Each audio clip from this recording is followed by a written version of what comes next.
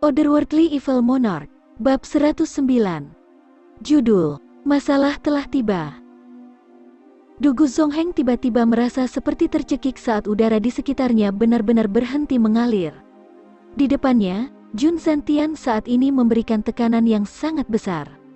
Dia tidak pernah membayangkan bahwa Jun Zhantian akan membuat wajah seperti itu untuk sampah cucunya. Dia membuka matanya lebar-lebar saat aura meletus dari tubuhnya untuk melawan tekanan sombong yang dipancarkan oleh Jun Zhantian, tidak bergerak mundur bahkan setengah inci. Apakah kamu akan memperlakukan sampah itu seperti harta karun?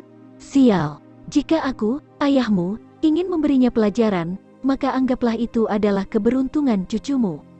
Puih, Jun Zhantian menatapnya dengan ekspresi tegas. Dugu Zongheng, apa yang dilakukan cucu lakiku hingga menyinggung perasaanmu?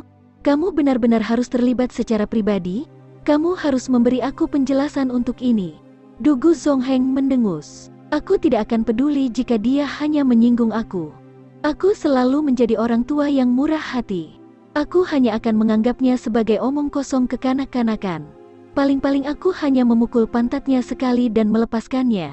Tapi satu hal yang seharusnya tidak dilakukan cucu kamu adalah menggoda bayiku Xiaoyi. Dan omong kosong kecil itu cukup berani untuk melakukannya. Aku beritahu kamu, Jun Zhantian, bahwa cucu kamu beruntung karena belum terjadi apa-apa. Tetapi jika sesuatu terjadi, aku khawatir kamu bahkan tidak dapat menemukan jenazah cucu kamu setelah aku selesai dengannya. Jika ada satu helai rambut pun yang hilang pada Mo Xie, Dugu Zongheng, aku jamin keluarga Dugu kamu akan menyesalinya selamanya. Jun Zhantian memelototinya dengan ekspresi gelap untuk waktu yang lama sebelum dia angkat bicara.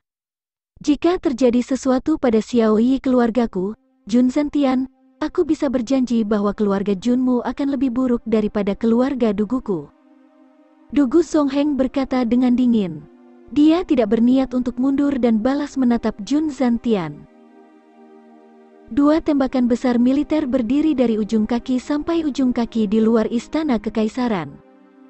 Dua pasang mata bulat sempurna saling menatap seolah-olah perkelahian akan terjadi kapan saja.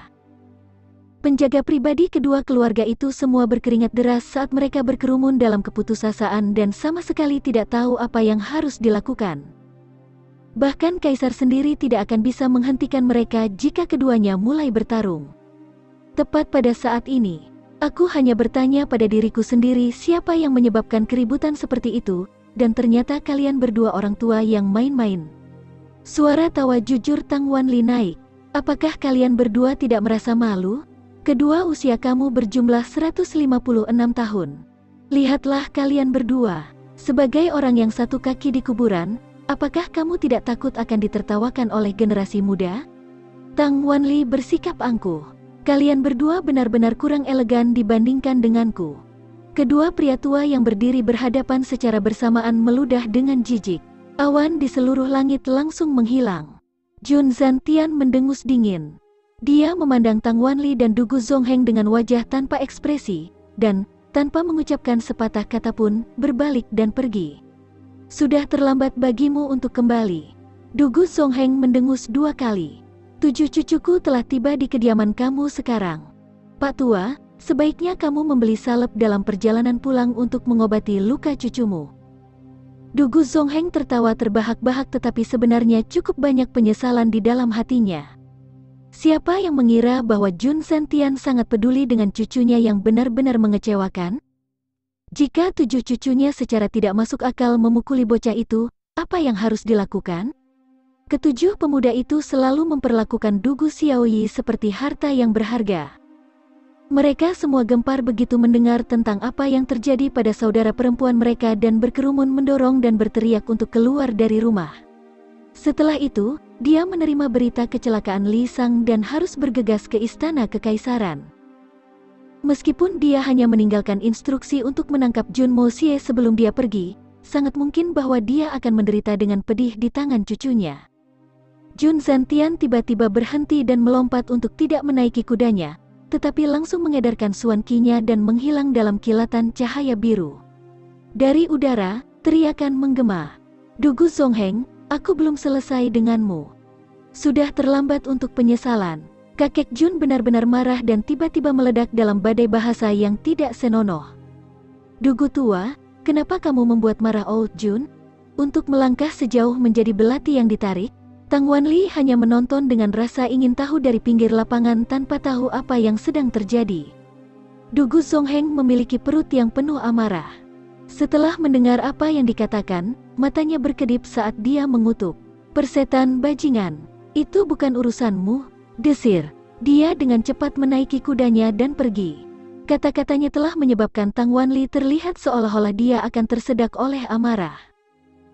Butuh waktu lama sebelum amarahnya yang mendidih bisa sedikit tenang, jari-jarinya masih gemetar tak terkendali. Jika bukan karena aku, kalian berdua pasti akan bertengkar. Aku telah campur tangan karena kebaikan hatiku, tetapi tanpa diduga. Tiba-tiba meledak pada aku. Hanya mengingat bagaimana seseorang telah mengabaikannya dan yang lainnya tidak menghargai kebaikannya, janggut putih Tang Wanli bergetar dan merasa seperti telah ditampar di wajahnya. Aku akan makan topi jika aku mencoba bersikap baik lagi. Dia tiba-tiba keluar dan dengan marah meraung. Aku bajingan bodoh. Suara-suaranya bergetar seperti guntur dan bergema di kejauhan. Orang tua dari keluarga besar yang masih belum pergi semuanya tersandung pada saat yang bersamaan.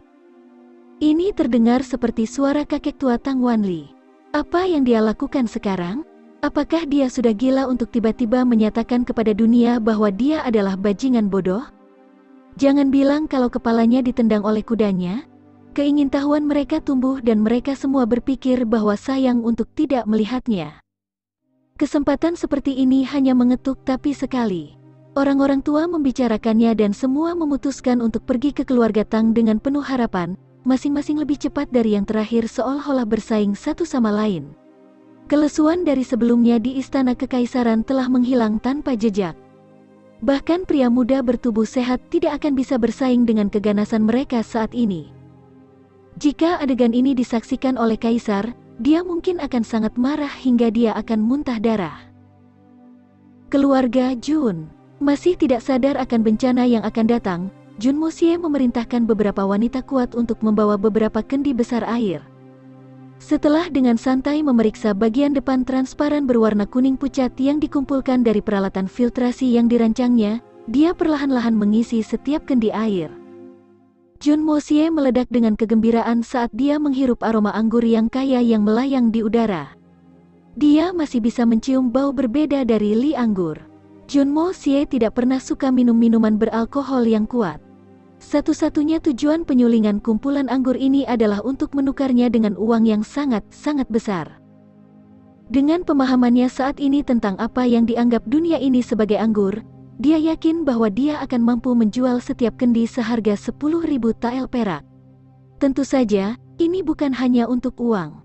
Itu juga untuk membiarkan orang-orang dusun pedesaan ini mengalami seperti apa rasanya anggur yang sebenarnya. Anggur Cina. Anggur yang tidak aku setujui adalah sampah dan hanya anggur yang aku setujui yang dapat dianggap anggur yang baik. Dan harganya 10.000 tael perak untuk setiap kendi.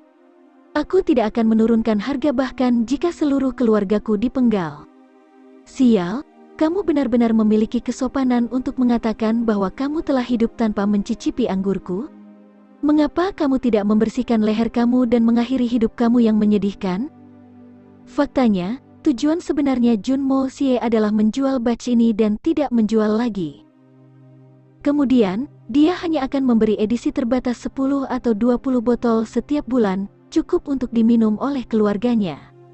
Adapun orang lain, bahkan jika kaisar ingin minum, Tuan Muda Jun hanya akan menjulurkan lehernya.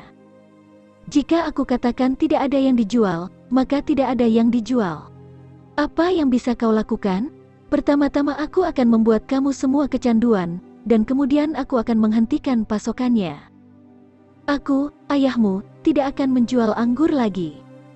Kemudian, ketika kamu semua tidak memiliki pilihan selain kembali meminum sampah itu, akan sulit untuk tidak tersedak air mata. Jun Moxie sangat menantikan momen ini. Ekspresi wajah bangsawan kaya ini akan menjadi tak ternilai harganya. Memikirkannya saja sudah menghangatkan hatinya. Ayahmu akan menunggu kado indahmu. Jun Moxie menyenandungkan sedikit nada. Ekspresi wajahnya tidak bisa lagi menjadi Raja Iblis, melainkan Dewa Jahat. Dia harus mengakui bahwa orang yang awalnya memikirkan ide berbahaya ini benar-benar jahat sampai tingkat tertinggi. Boom! Ledakan yang meledak mengguncang gerbang utama dan bergema di kejauhan, menyela pikiran licik Junmo Xie dan mengejutkannya. Mungkinkah seseorang benar-benar begitu bodoh sehingga menyebabkan gangguan di kediaman keluarga Jun di siang bolong? Bukankah ini terlalu konyol? Sebelum dia bisa mengumpulkan pikirannya, gerbang utama meledak terbuka. Tak lama, dia mendengar suara langkah kaki yang berat menyerbu ke arahnya dengan agresif. Bang! Gerbang ke halaman rumahnya pecah berkeping-keping saat suara nyaring meraung. Junmo Xie, datanglah ke sini sekarang juga.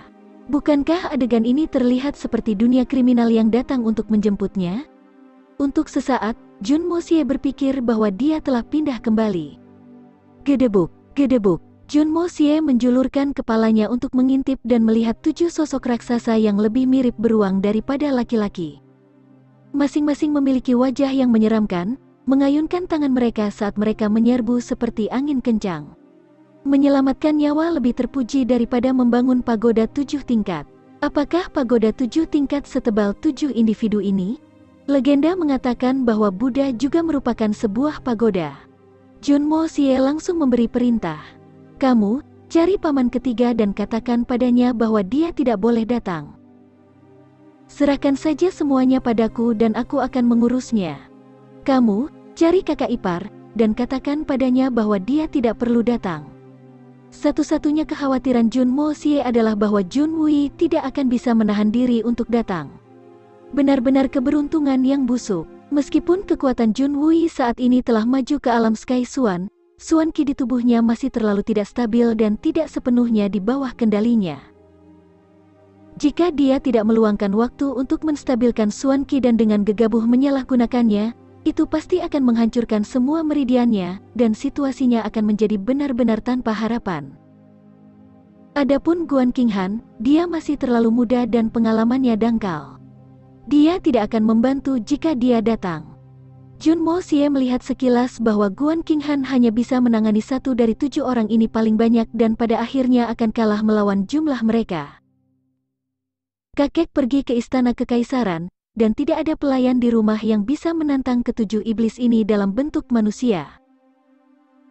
Selain itu, setiap keluarga besar memiliki pemahaman yang sama bahwa para tetua tidak akan campur tangan dalam masalah di antara generasi yang lebih muda, jadi mereka memiliki kebebasan untuk menyiksa siapapun. Sepertinya dia hanya bisa mengandalkan dirinya sendiri untuk pergi berperang sendirian. Junmo Xie secara alami mengenali mereka. Pahlawan dan legenda dari keluarga Dugu dengan berani maju ke depan adalah tokoh terkemuka di kota Tianxiang. Reputasi mereka jauh melebihi Junmo Xie. Meskipun mereka tidak pada level berteman, mereka setidaknya kenalan. Junmo Xie saat ini ragu-ragu, tetapi bukan karena dia khawatir akan dilecehkan oleh 7 beruang hitam ini. Sebaliknya, dia sakit kepala. Bagaimana reaksi keluarga Dugu jika aku tidak sengaja membunuh ke-7 orang ini? Pertanyaan ini membuatnya gila. Akankah keluarga Jun mampu menahan akibatnya?